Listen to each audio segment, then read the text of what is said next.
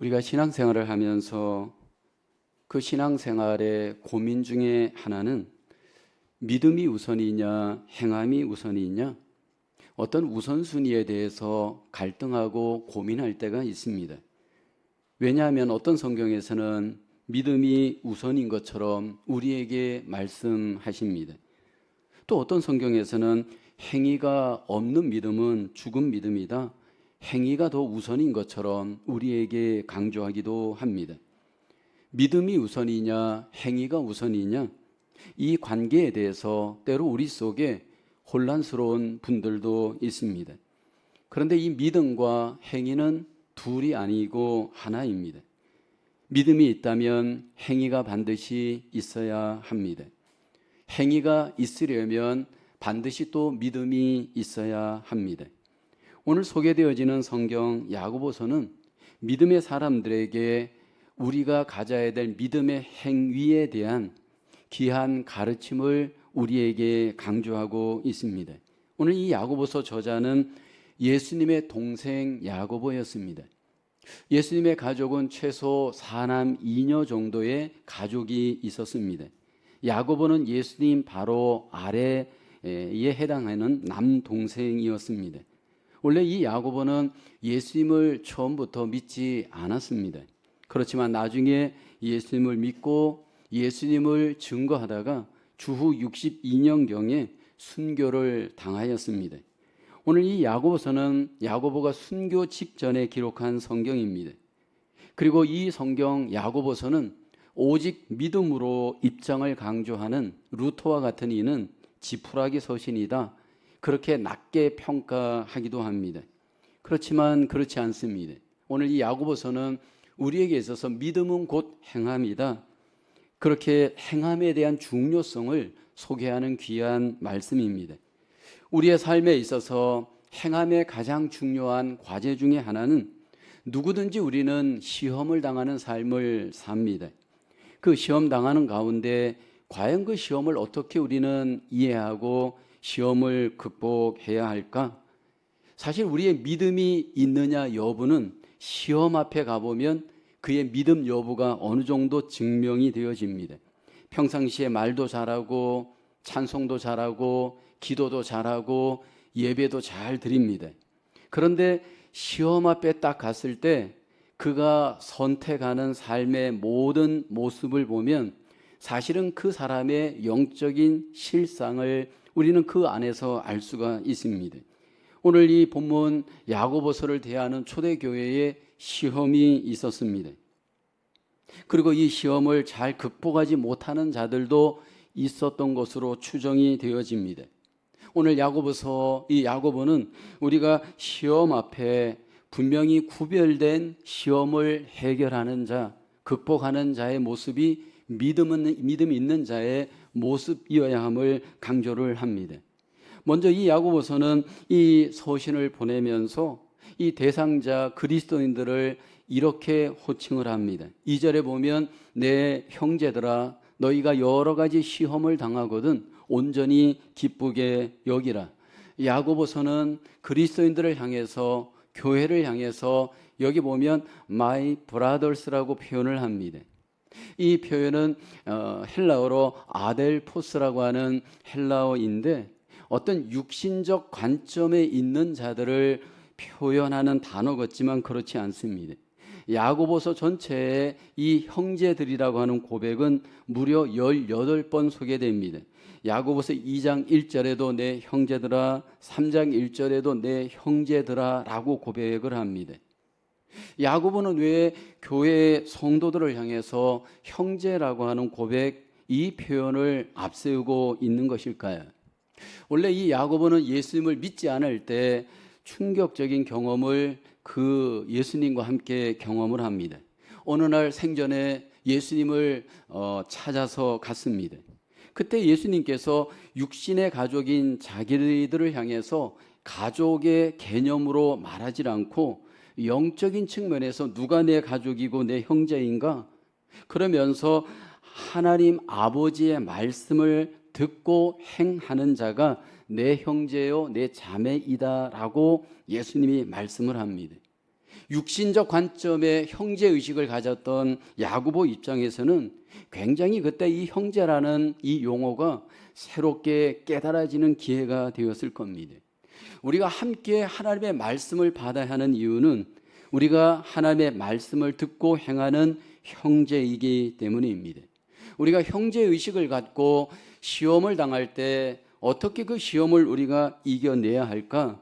하나님께서 자기의 가족된 우리에게, 그 형제된 자기 백성들에게 이렇게 오늘 시험을 극복하시기를 소원하십니다. 첫째로 시험을 기쁘게 여겨야 합니다. 2절 말씀 함께 다시 한번 고백해 볼까요? 시작. 내 형제들아 너희가 여러 가지 시험을 당하거든 온전히 기쁘게 여기기라. 여기 시험이라는 단어가 소개되어집니다. 여기 영어 성경에는 trials라고 되어 있습니다. 사실 이 시험이라는 단어가 성경에는 여러 의미로 사용됩니다. 템테이션의 유혹도 시험이고, 테스트의 어떤 그 말씀도 시험이고, 오늘 본문처럼 어떤 시련도 시험으로 소개가 됩니다. 근데 오늘 이 본문은 시련의 시험을 우리에게 말씀을 합니다. 여러 가지 시련의 시험을 하나님의 형제들, 하나님의 백성들이 당합니다. 여기 말하는 시련은 어떤 시련일까요? 어떤 경우에는 우리에게 핍박을 통해 오는 시련도 있습니다. 질병을 통해 오는 시련도 있습니다. 가난을 통해 오는 시련도 있습니다.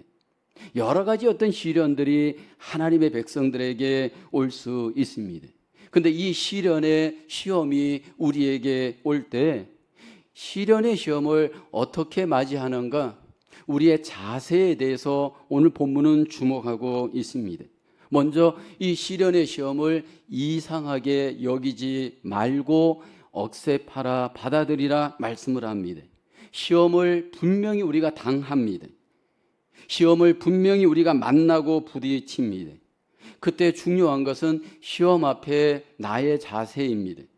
시험을 맞이할 때 온전히 기쁘게 여기는 자세를 우리에게 가지라 말씀을 합니다.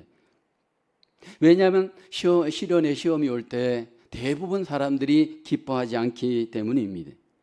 만약 여러분들에게 예상치 않았던 시련의 시험이 오게 되면 먼저 마음속에 낙심이 일어나고 우울함이 일어나고 마음에 부정적 생각이 듭니다. 이것이 보편적인 사람들의 모습이죠.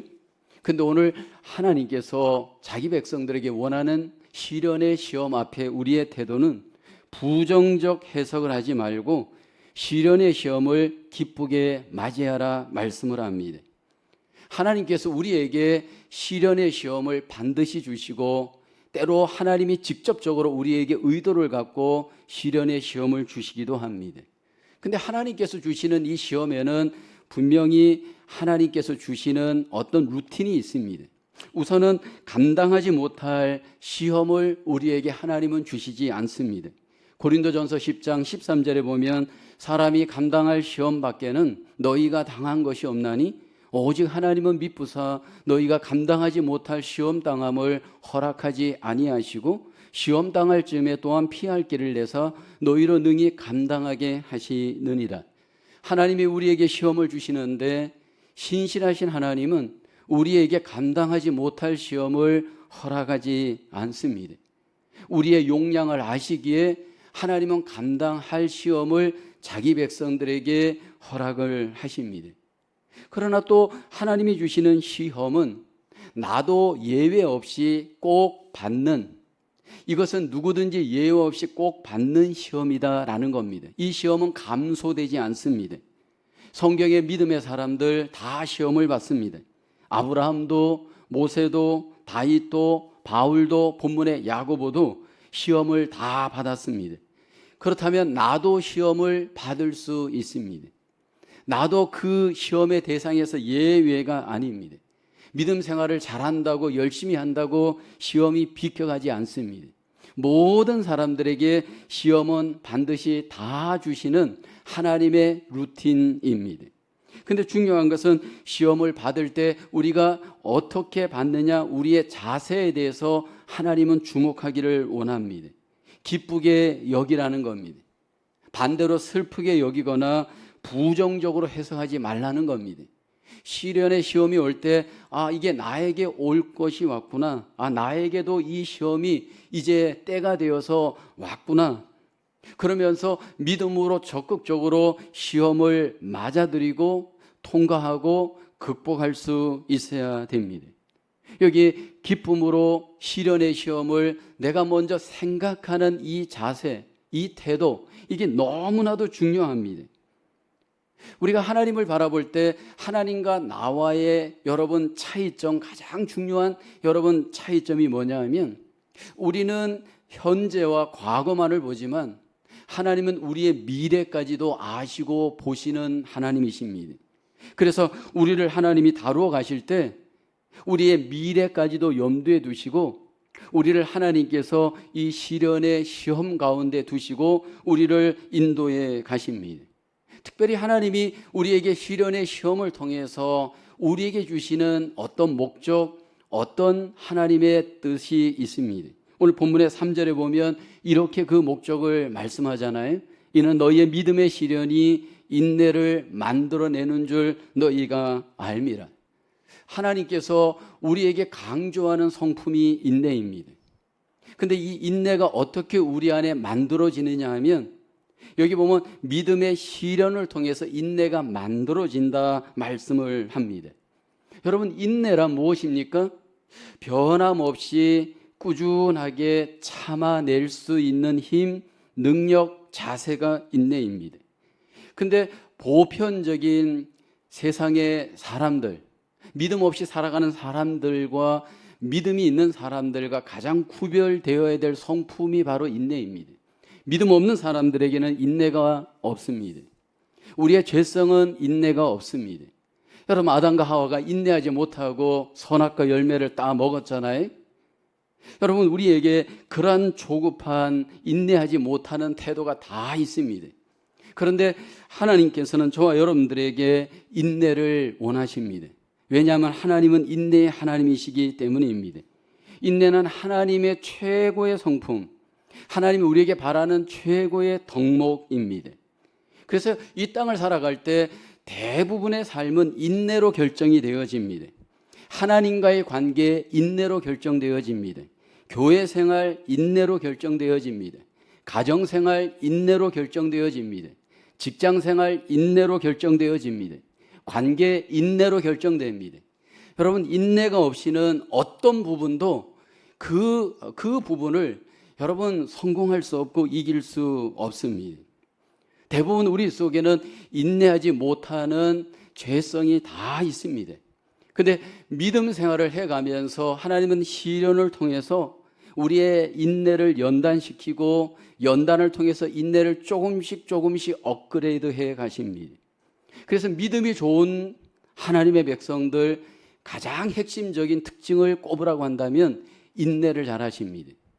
여러분, 그 교회가 하나님의 놀라우신 은혜와 하나님의 놀라우신 역사를 경험하는 교회인가, 특징을 하나 꼽으라고 한다면 인내입니다. 요한계시록에 가보면 소아시아 7교회가 소개되죠. 5개 교회가 책망을 받고 2개 교회가 칭찬을 받습니다. 근데 그 칭찬받는 한 교회 중에 빌라델비아 교회가 있습니다. 칭찬받는 이유가 뭡니까? 그 교회는 인내하는 교회였습니다. 하나님의 말씀을 인내할 때 결국 인내를 통하여 칭찬을 받습니다.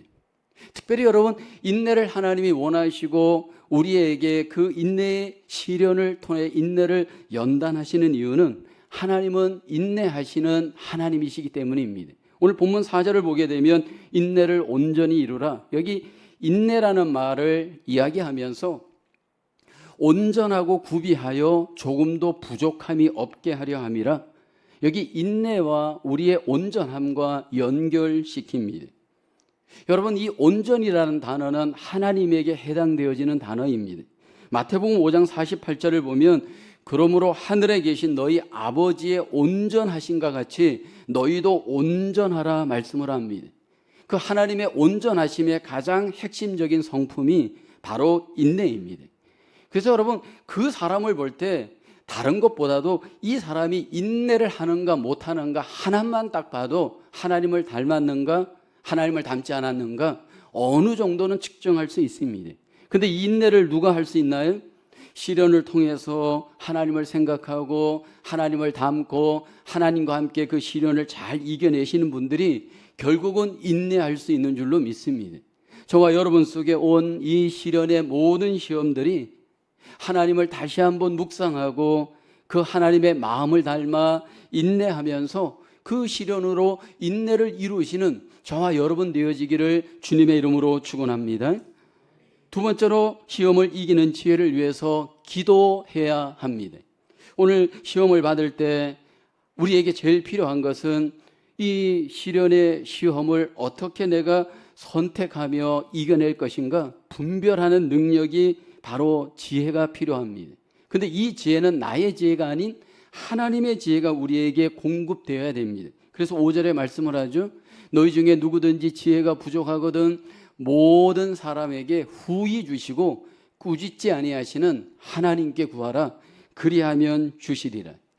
시험을 이겨내는 무기 지혜입니다.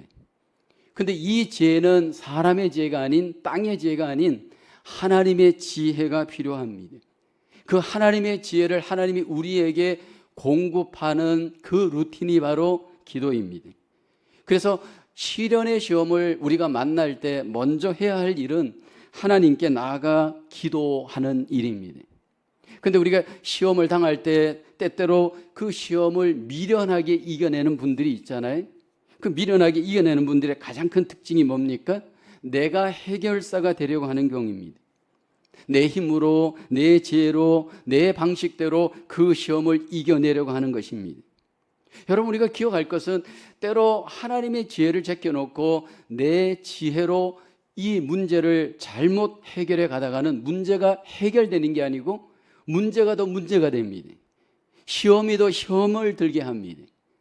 그래서 여러분, 때로 이렇게 문제를 당하거나 시험에 당한 분들이 이 사람에게 찾아가 묻고 저 사람에게 찾아가 묻고 이 사람의 지혜 저 사람의 지혜를 잘못 적용하다 보면 나중에 가보면 문제가 아니고 그 주었던 그 루틴의 답이 더 문제가 되는 경우가 있잖아요.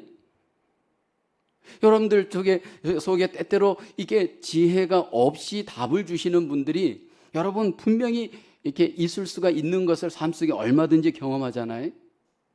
제가 첫 번째 목회지에서 겪은 일입니다. 이 부부 집사님이셨는데 남자 집사님, 여자 집사님이 너무 반대였습니다. 여자 집사님은 인간적으로 볼 때 좀 뭔가 맹한 면이 있습니다.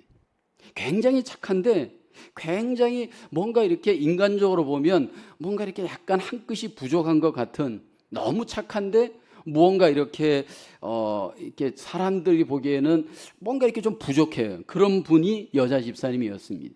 근데 남자 집사님은 달라요. 머리가 아주 스마트하시고 아이디어가 넘쳐요.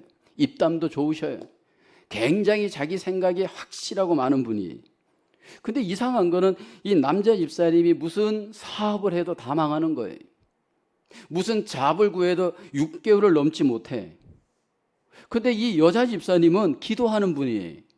좀 인간적으로는 떨어져 있고 뭔가 맹한 분인데 기도하면서 이분이 선택하는 것은 잘 돼.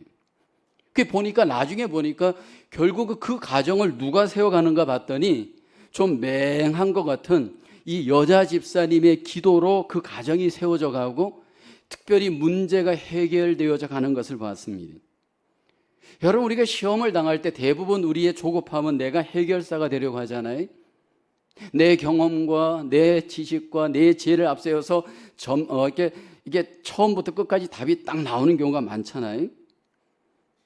하나님이 우리에게 원하는 것은 시련의 시험을 당하든 인생에 어떤 문제가 있을 때 먼저 하나님 앞에 나아가 우리에게 기도하기를 원하십니다. 왜냐하면 하나님께 지혜가 있기 때문입니다. 하나님께서 우리에게 지혜를 공급해 주시길 원합니다. 로마서 11장 33절에 말씀하잖아요. 깊도다 하나님의 지혜와 지식의 풍성함이요 그의 판단은 헤아리지 못할 것이며 그의 길은 찾지 못할 것이로다. 그래서 제가 교제를 나눌 때 보면 기도하시는 분들은 근접할 수 없는 놀라운 그 안에 무게가 있어요. 학교를 많이 못 다니셨고 여러 가지 정보를 잘 모르시는 분들이에요. 그런데 기도하시는 분들은 달라요. 이렇게 교제를 하다 보면 제가 속으로 이분 정말 지혜롭다라고 느끼는 놀라운 지혜가 그 안에 있어요. 기도하시는 분들 속에는 여러분 사람의 지혜가 아닌 하나님이 주신 지혜가 있기 때문에 문제 속에 뭐가 문제인지를 이분들은 아셔요. 그리고 해결점들을 잘 아이디어를 또 제공해 줘요. 하나님께서는 기도하는 자에게 지혜를 주시고 시험을 이길 수 있도록 하나님의 능력으로 함께해 주십니다. 여러분 아시는 구약의 요셉은 어릴 때 시험을 당했어요. 청소년기 때 시험을 당하여 외국의 종으로 팔려갔습니다. 그런데 하나님께서 이 요셉에게 놀라운 지혜를 공급해 주잖아요. 어느 날 애굽의 왕 바로가 꿈을 꾸었을 때 이 요셉이 지혜롭게 그 꿈을 해석합니다. 애굽 왕 바로가 결국 이 어린 요셉을, 지혜로운 요셉을 억셉하고 인정하죠. 창세기 41장 38, 39절을 보십시오. 바로가 그의 신하들에게 이르되 이와 같이 하나님의 영에 감동된 사람을 우리가 어찌 찾을 수 있으려 하고 요셉에게 이르되 하나님이 이 모든 것을 내게 보이셨으니 너와 같이 명철하고 지혜 있는 자가 없도다. 결국 요셉의 지혜로 여러분 그 어떤 일이 벌어지냐면 요셉의 아버지, 요셉의 형제들이 시험에서 건짐을 받잖아요. 애굽이 시험에 빠져 있었습니다. 가뭄으로 인해서 나라가 총체적으로 어려운 가운데 있을 때 요셉의 지혜로 말미암아 결국 나라가 그 시험에서 건짐을 받았습니다. 하나님 앞에 기도할 때 하나님이 우리에게 지혜를 주십니다. 하나님이 주신 지혜로 우리는 시험을 극복할 수 있는 줄로 믿습니다. 우리가 하나님 앞에 나아가 기도할 때 먼저 중요한 것은 어떤 경우도 의심하지 말고 기도해야 됩니다. 오늘 본문에도 보면 의심하지 말고 기도할 것을 말씀을 해요. 여러분 의심이란 무엇일까요? 왔다 갔다 하는 마음이에요. 하나님이 그런 왔다 갔다 하는 마음을 내려놓고 하나님이 나에게 응답해 주실 것을 확신하고 믿고 하나님 앞에 기도할 것을 말씀을 합니다. 사람이 시험을 당하게 되면 자꾸 마음이 왔다 갔다 합니다. 이랬다 저랬다 합니다. 이것은 여러분 나이가 들어도 마찬가지더라고요. 60이 넘으면 우리는 보통 철이 든다고 얘기하잖아요. 천만에 그렇지 않아요. 60이 넘든 70이 넘든 기도하는 자만이 마음을 잡을 수 있어요. 기도하는 자만이 철이 들어요. 여러분 기도하지 않으면 우리의 마음을 못 지켜요. 기도할 때 하나님이 우리의 머리, 우리의 가슴, 우리의 손과 발을 움직이셔서 하나님 앞에 지혜 있는 자의 삶을 살도록 우리에게 일하시는 줄로 믿습니다. 여러분 기도함으로 시험을 하나님의 뜻대로 이겨내시는 저와 여러분 우리 모두가 되어지기를 주의 이름으로 축원합니다. 세 번째로 시험 앞에서 자기 한계를 인정해야 합니다. 오늘 본문 9절 10절을 볼까요? 낮은 형제는 자기의 높음을 자랑하고 부한 자는 자기의 낮아짐을 자랑할지니 이는 그가 풀의 꽃과 같이 지나감이라. 갑자기 시험을 얘기하다가 여기 보면 사람 이야기를 하고 있습니다. 낮은 형제, 높은 여기 부한 자, 이게 지금 이 두 종류의 사람을 언급하면서 말씀을 합니다. 지금 초대교회가 어떤 시험을 당하고 있는가를 예측할 수 있습니다. 아마 초대교회가 물질적인 시험 때문에 어려움을 겪고 있었던 것으로 보입니다. 물질 때문에 낮은 자도 있고 물질 때문에 높은 자도 있습니다. 우리가 현대사회를 살아가면서 자본주의 사회를 살아가면서 이 물질처럼 우리의 마음을 흔드는 여러분 요인은 없습니다. 물질 때문에 웃기도 하고 물질 때문에 울기도 하잖아요. 물질이 있을 때 마음이 평안하기도 하고 물질이 없을 때 마음이 조급하기도 하잖아요.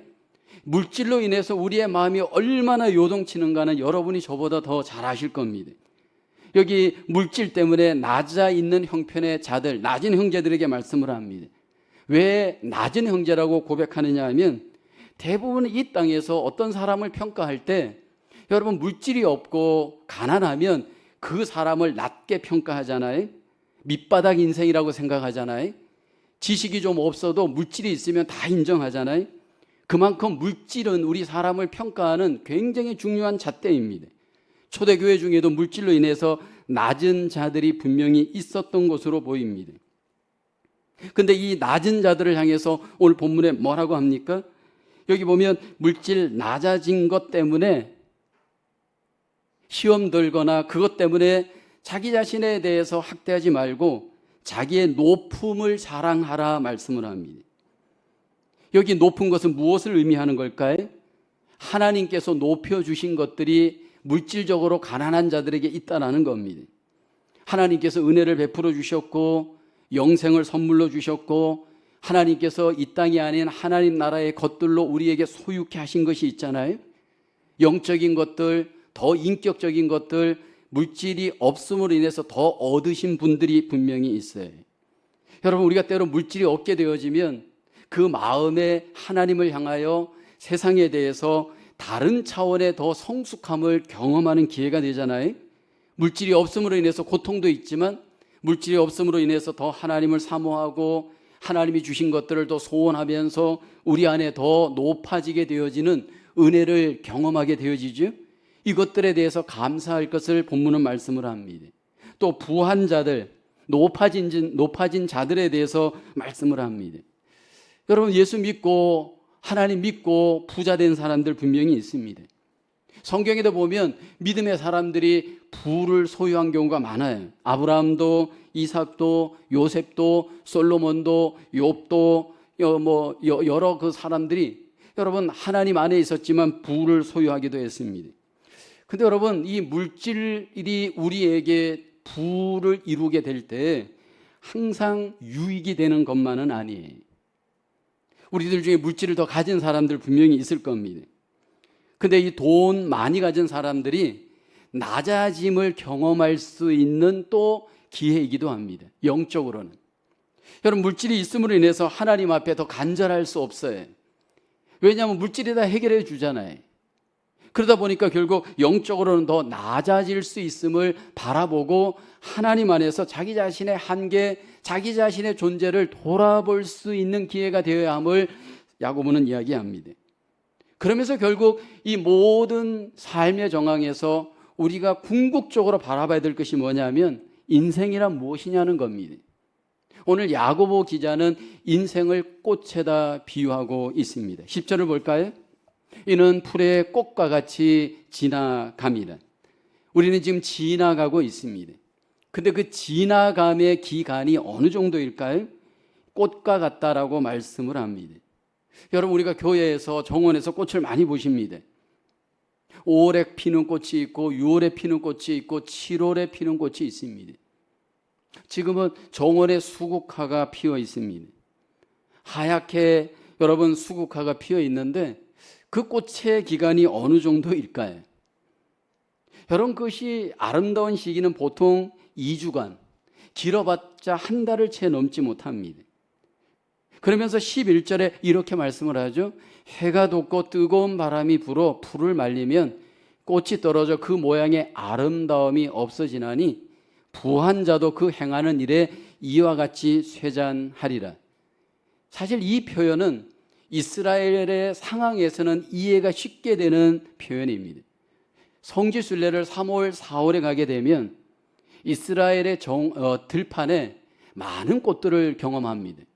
저도 4월 달에 성지순례를 갔었는데 그때 그 이스라엘 그 들판에 보면 백합꽃, 아네모네와 같은 그런 꽃들이 많이 피어 있습니다.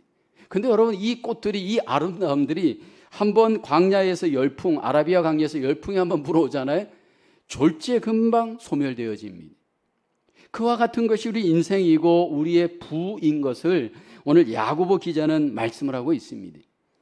혹시 우리가 믿음 생활하면서 물질로 시험에 들어있지는 않나요? 교회에 갔더니 나는 물질이 없어서 무시당하는 것 같아. 그런 억울함으로 교회 생활하시고 있지는 않나요? 내가 헌금을 적게 하니까 사람들이 나를 알아주고 있는 것 같지가 않아. 그러면서 교회 생활에 대해서 회의를 품고 있지 않나요? 누군가가 조금 말을 해도 나를 물질이 없어서 무시한다라고 억울함 속에 여러분 상처가 내 안에 있지 않나요? 상당한 경우에 물질로 인해서 스스로 자기를 학대하는 경우가 많잖아요. 누군가가 나를 무시하고 학대한 것이 아닌데 내 스스로 세상적 기준과 가치를 갖고 교회 안의 모든 것들, 신앙생활 관계의 모든 것들을 물질로 평가하고 있지 않나요? 내 감정을 마치 팩트처럼 여기고 감정을 앞세워서 모든 것들을 혹시 판단하고 생각하고 결정하는 기준으로 삼고 있지 않나요? 하나님 안에서 저와 여러분들이 받은 하나님이 주신 그 은혜는 다 잊어버리고 보여지는 물질 때문에 시험에 들어서 관계가 힘들어지고 교회 생활이 힘들어지고 있지는 않은지, 또 어떤 경우에는 물질을 가진 것 같고 너무 지나친 자신감으로 교회 속에 여러분 자랑하고 있지는 않은지, 금방 없어질 것 같은 꽃과 같은 물질인데도 불구하고 이것으로 교회 안에서 마치 내가 교회를 좌지우지하려고 하는 것처럼 그렇게 여러분 자랑할 수 있는 위험이 우리 안에 있을 수 있다는 겁니다. 만약 나에게 물질이 있다면 하나님께서 왜 나에게 물질을 주셨을까요? 디모데전서 6장 18절에 이렇게 말씀하죠. 선을 행하고 선한 사업을 많이 하고 나누어 주기를 좋아하며 너그러운 자가 되게 하라. 하나님이 우리에게 물질을 더 주셨다면 더 베풀어야 됩니다. 더 나눠야 됩니다. 더 선을 하나님 앞에 행해야 될 것을 말씀을 합니다. 아마 여러분들이 한 번씩은 들었던 잔 웨슬리 목사님의 돈과 관련된 설교가 있습니다. 잔 웨슬리 목사님이 어느 날 돈에 대해서 설교를 했습니다. 첫 번째 설교의 대지는 할 수 있는 한 돈을 많이 버십시오. 그랬더니 모든 성도님들이 아멘 했습니다. 두 번째 대지는 설교에서 이렇게 말씀했습니다. 할 수 있는 한 돈을 많이 저축하십시오. 이번에도 아멘 했습니다. 근데 이제 세 번째 대지에 가서 이렇게 말씀했습니다. 그것을 다 써버리십시오. 여러분 하나님의 영광을 위해서 모아둔 돈을 다 쓰십시오. 아무도 아멘 하지 않았습니다. 하나님이 우리에게 주신 돈은 하나님의 선을 위해서, 어려운 이웃을 위해서 나누고 베풀고 사용할 때 하나님께 영광이 되는 줄로 믿습니다. 사실 여러분 교회는 돈이 많으면 안 됩니다. 교회는 돈이 자꾸 적립되면 안 됩니다. 교회가 돈이 모여지고 적립이 되어지는 순간부터 어떤 일이 벌어질까요? 결국 여러분 하나님의 뜻을 제한할 수 있는 위험이 굉장히 많아요. 저와 여러분들 속에 어떤 시련의 시험이 우리 앞에 있나요? 내가 다시 한번 그 시험 앞에서 어떻게 그 시험을 내가 이겨내야 될지 한번 점검할 수 있길 원합니다. 꽃과 같은 인생을 살아가면서 내 앞에 있는 이 시험을 내 방식이 아닌 하나님의 방식으로 다시 루틴을 점검하고 하나님 앞에 그 시험을 이겨내야 할 줄로 믿습니다. 먼저 그 시험을 부정적으로 이해하고 해석하지 않기를 원합니다. 시험이 내 앞에 있을 때 어떤 시험이든 하나님께서 나에게 이 시험을 통한 선한 뜻이 있음을 믿고 기쁘게 이겨낼 수 있기를 주의 이름으로 축원합니다. 그리고 두 번째는 그 시험을 위해서 하나님께 물으셔야 합니다. 하나님께 기도하시면서 하나님의 지혜를 구하며 하나님의 지혜로 그 시험을 이겨낼 수 있기를 주님의 이름으로 축원합니다. 그리고 그 시험을 보면서 내 인생의 한계를 다시 한번 인정하고 하나님만을 자랑하고 의지할 수 있는 우리 모두의 삶이 되어야 할 줄로 믿습니다. 꽃과 같은 연약한 인생 속에 우리에게 찾아온 시험, 하나님이 원하시는 뜻대로 잘 이기시고 하나님의 뜻, 영광을 드러내시는 저와 여러분 되기를 주님의 이름으로 축원합니다. 기도하겠습니다. 하나님 아버지, 어떤 시험 앞에서도 낙심하지 않게 하시고 부정적으로 생각하지 않게 하시고 하나님 시험 당할 때 우리의 마음을 지켜주셔서 하나님의 뜻대로 이겨내는 하나님의 귀한 형제들, 하나님의 백성들 되게 하여 주시옵소서. 하나님, 우리가 시험 앞에 기도할 때 하나님의 지혜를 우리에게 보여주시고 들려주시고 깨닫게 하여 주셔서 하나님의 지혜대로 시험을 잘 이기는 주의 성도들 되게 하여 주시옵소서. 어떤 인생을 살아가든 하나님, 우리가 하나님 앞에 꽃과 같은 존재임을 깨닫고 하나님 의지하고 하나님만을 높이며 자랑하며 하나님의 영광을 구하는 하나님의 귀한 백성들로 이 한 주간 또 남은 생에 승리케 하여 주시옵소서. 예수님의 이름으로 기도하옵나이다. 아멘.